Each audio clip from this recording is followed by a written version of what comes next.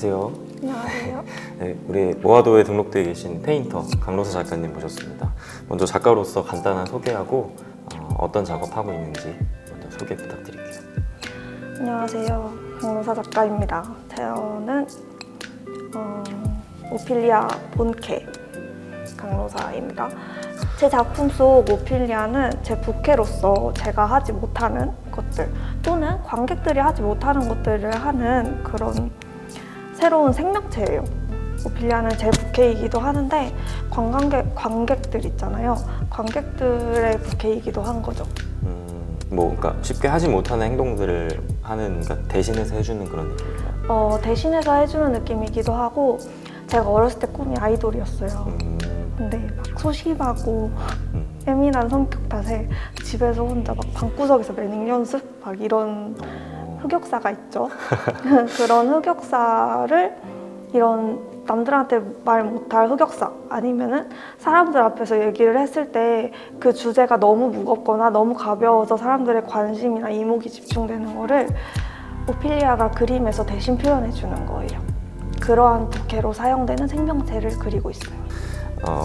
어떻게 보면 오피리아가 그러면은 작가님의 자아의 또 다른 모습이 투영됐다고 봐도 될까요? 네.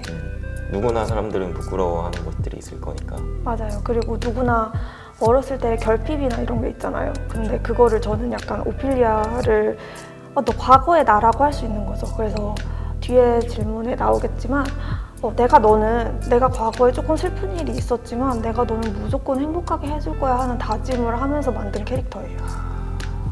제가 오피리아라는 이제 작품이나 이런 것들을 봤으니까 제목이나 이제 형상이나 이런 것들이 되게 과감한 것들이 많았어요. 그런 것들은 또 이제 그러한 맥락에서 탄생하신 건가요?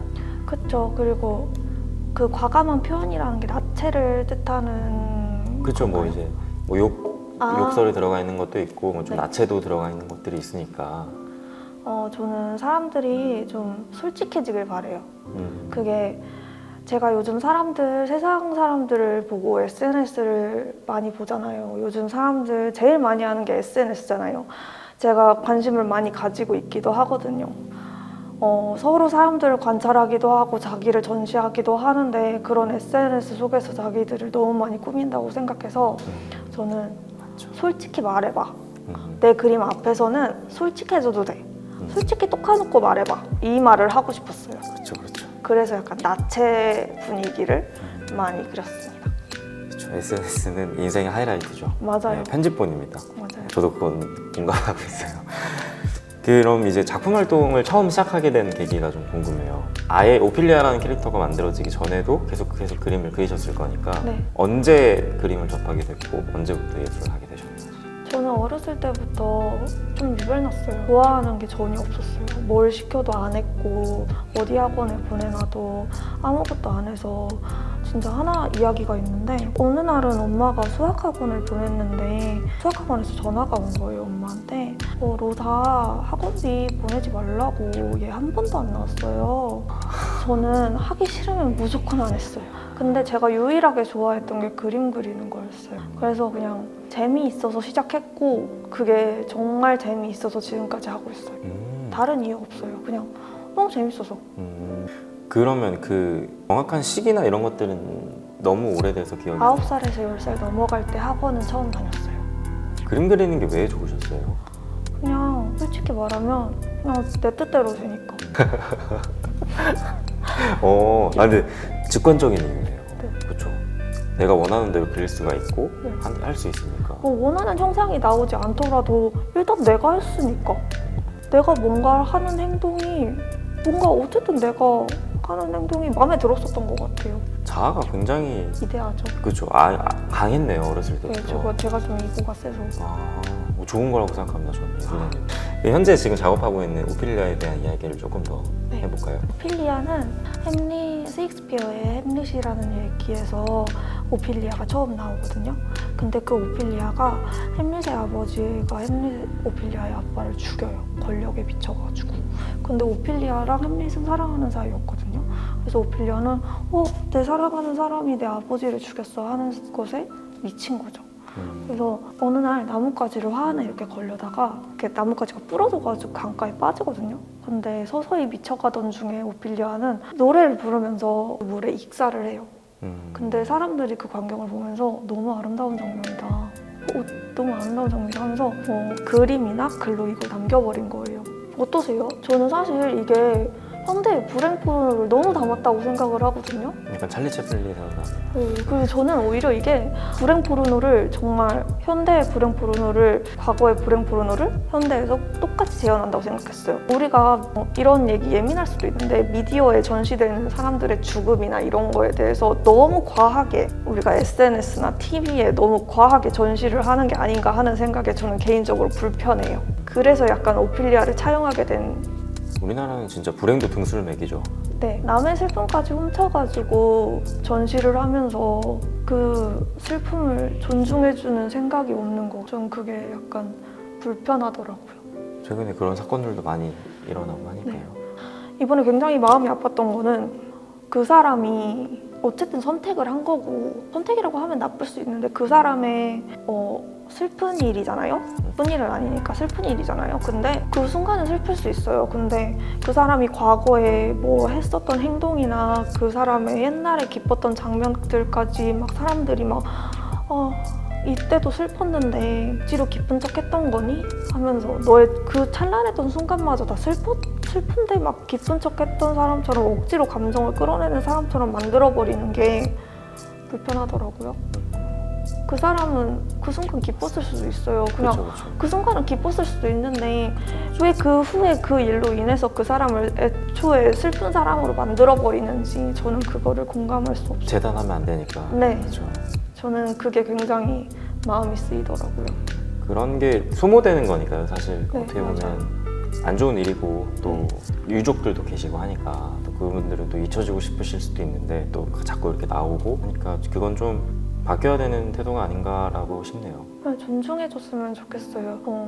최근에 제가 좋아하는 선생님의 강아지가 무지개 다리를 건넜는데 사람이랑 똑같이 좀 슬픔을 견딜 시간을 줬으면 좋겠다고 하더라고요. 장례를 치르진 않더라도 슬픔을 견딜 시간. 그러니까 그런 일이 생겼으면 슬픔을 견딜 시간을 좀 조용히 침묵이 위로가 될 수 있는 거잖아요. 그런 침묵의 시간이 조금 있었으면 좋겠다는 생각을 합니다.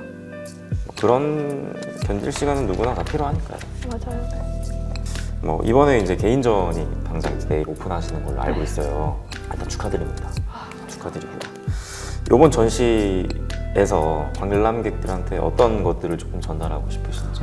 저는 약간 엄청난 메시지를 남기고 싶지는 않고 이번 전시에서는 막 엄청난 메시지를 남기고 싶지는 않아요. 저는 사실 전시가 조금 사람들한테 가벼웠으면 좋겠어요. 제가 처음 전시를 했을 때부터 어렸을 때부터 미술을 접하면서 항상 느꼈던 게 저는 엄마 손잡고 전시 가는 게 너무 즐거웠거든요. 엄마 너무 재밌다 하면서 막 이렇게 그림 보고 하는 게 너무 즐거웠는데 사람들은 전시를 너무 어렵게 생각하고 그림에 대해서 해석하려고 하고 막 이렇게 하니까 전시가 어려운 것 같아요. 그냥 가볍게. 그리고 제 이번 전시는 특히 오피리아 데뷔 트레일러거든요. 오피리아가 데뷔를 해요. 제 꿈이 아이돌이었잖아요. 오피리아가 아이돌로서 데뷔를 해요. 그렇기 때문에 알리는 거예요. 그냥 오피리아 데뷔해요 하니까 적당한 관심만 주세요. 이 정도. 근데 이거는 저도 진짜 공감하는 게 저도 이쪽 일을 하기 전에는 일반인이었잖아요. 예술에 관심이 별로 없는. 갤러리 들어가기가 진짜 힘들어요. 왜 그럴까요? 그게 진입장벽이 있어요. 뭔가 저기에 가면 내가 현대미술에 관심이 있거나 이걸 보고 내가 해석할 수 있는 능력이 있어야만 가는 곳이라고 생각을 하니까 이미 인식이 그렇게 돼버린 거죠. 저도 그게 너무 싫어서 사람들 많이 볼 수 있고 편하게 갈 수 있는 공간을 찾아서 일부러 거기다가 그림을 걸기도 하고 하는데 작가님도 그런 생각을 가지고 있으신 것 같아요. 저는 그거는 굉장히 좋은 미술계의 변화라고 생각합니다. 가벼웠으면 좋겠어요. 어렵지 않았으면 좋겠어요. 제가 그림을 바꾼 이유도 그 이유 중에 하나예요. 그 전 그림도 봤었어요, 사실. 너무 저 같지 않은 그림이다 생각했어요. 언제부터 화풍을 조금 바꾸신 거예요? 이번 년 12월 작년 12월 말부터 해서 1월에 바꿨어요. 그러면 얼마 안 돼? 정말 진짜 데뷔 전이시네요. 진짜 이게 데뷔 전이에요. 오피리아가 잘 뻗어나갔으면 좋겠네요. 되든 안 되든 제가 마음먹은 이상 한번 해보려고요. 재밌어요. 너무 좋습니다. 마인드가 좋아요. 그럼 앞으로 이제 오피리아랑 같이 전시 활동이나 예술 활동에 대한 계획이 좀 있으실까요? 저는 오피리아를 처음 만들었을 때 진짜 뭔가 딱 만들고 제가 제일 그리기 싫었던 게 사람이고 제가 제일 그림에 투영하기 싫었던 게 저였거든요. 정말 최후의 통첩이었어요. 정말 그리기 싫었고 했는데 뭔가 그릴 걸 찾다 보니까 어느새 제가 저를 그리고 있더라고요. 그러면서 제가 생각을 했죠. 그래, 내가 끝까지 왔어. 그래, 내가 결국 끝까지 왔구나. 근데 내가 이왕 그린 이상 진짜 내가 너 이름이나 오피리아로 짓고, 오피리아도 제가 제일 좋아하는 만화 캐릭터이기도 하거든요. 짓고 하면서 내가 진짜 너는 진짜 무조건 행복하게 해줄게. 내가 못했던 거, 못 가졌던 거 그림에서 다 가지게 해줄게. 약간 이런 생각을 하면서 했기 때문에 앞으로 오피리아를 약간 더 유명해지고 약간 그렇게 하고 싶은 꿈이 있어요. 약간 이런 말씀 드려도 되나? 애기 엄마를 보는 듯한. 저는 약간 뭐라 해야 되지? 과거의 나를 약간 위로해주는 그거로 생각하고 있어요. 오피리아는 성인이에요. 그래요? 나이가 성인이에요. 아이처럼 보여가지고. 진짜요? 네.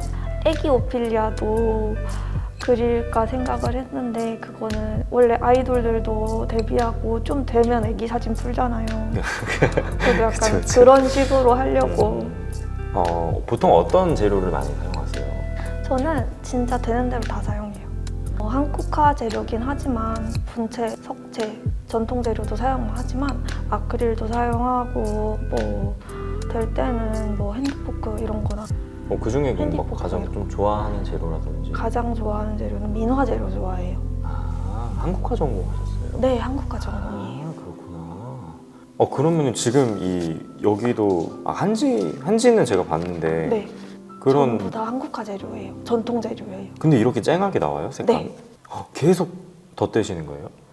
계속 덧대기도 하고 좀 색깔을 한국화 하시는 분들 조금 쨍한 색깔들 잘 피해서 쓰시거든요. 근데 저는 좀 쨍한 색깔들을 골라서 써요. 아크릴이랑 섞고.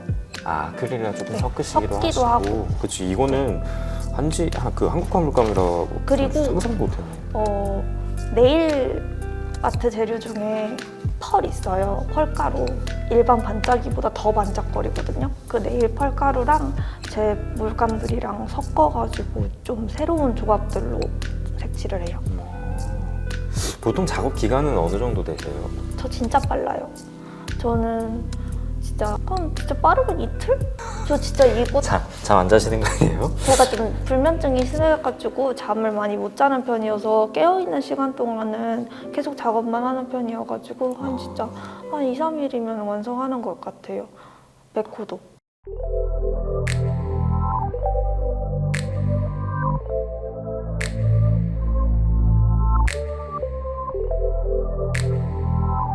저는 회화 장르, 그림 하나에 갇히지 않는 하나의 아이콘이 되고 싶어요. 시대적 아이콘? 앤디 워홀 같이. 왜냐면 제가 좋아하는 감독 중에 왕가희 감독이 있어요. 다른 감독들도 좋아하긴 하지만 왜 왕가희 감독을 좋아하냐면 왕가희 감독의 영화는 내용만 보면 굉장히 뻔한 사랑 얘기예요. 근데 왕가희 감독 특유의 색감, 특유의 분위기가 입혀지면은 사람들한테 새로운 영화로 각인이 되거든요. 오피리아도 그래요. 그리기 쉬운 하나의 캐릭터예요. 하지만 제가 그리면 제가 그린 특유의 고유성을 가진 하나의 생명체가 되기 때문에 그런 고유성을 가진 하나의 아이콘의 강로사 작가로 남고 싶습니다.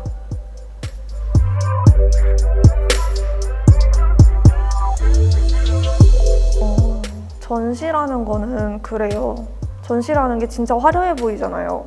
겉으로 보이면 그림 걸려있고 전시장에 깨끗한 전시장에 그림만 걸려있고 근데 사실 막 전시장에 있는 조형물 들춰보면 그 안에 그림을 포장했던 포장지들 숨어있고 그림 뒤에 보면은 못 박혀있고 그러거든요. 근데 그런 화려한 겉면만 보고 사람들이 좋아하는 거 그 그림을 그릴 때 고생했던 나의 그런 영혼의 가격을 매기는 거?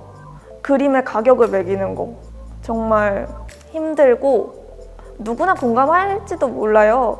뭐 어떤 사람들은 그림의 가격을 매기는 게 기쁠 수 있겠지만 저는 그 순간 너무 초라해지더라고요. 나는 영혼을 바친 그림인데 내 영혼의 가격을 매겨야 해? 그리고 그 영혼을 바친 그림이 전시장에 걸렸는데 사람들이 그냥 어떠한 시선도 주지 않고 그냥 지나쳐 버릴 때 그냥 저 존재 자체가 부정당하는 기분이라서 정말 힘듭니다. 어렵죠. 예술이라는 게. 사람들 세상 생각하는 거 진짜 어려운데 저는 예술이라는 건 예술가가 가진 세상을 바꾸는 힘이라고 생각해요. 철학. 이게 왜 어디서 나왔냐면 제가 최근에 이찬혁 작가의 책을 읽었어요. 악뮤 이찬혁 있잖아요.